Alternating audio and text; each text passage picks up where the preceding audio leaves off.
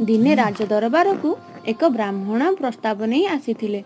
राजा देवराज मंत्री महाशय सेतेबेले कौनसी प्रसंग आलोचना करुथिले ओ अन्यान्य पंडित माने ओ सभासदगण माने उपस्थित थिले।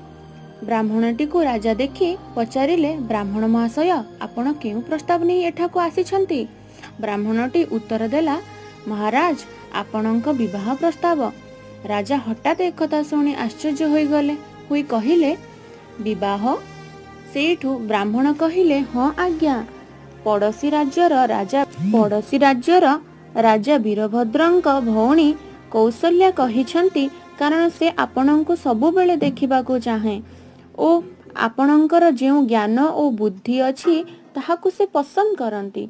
एतिकी शुणी राजा मने मने भाबिले जे तांकर दुई सान भौणी ए पर्यंत विवाह करि नाहांती, से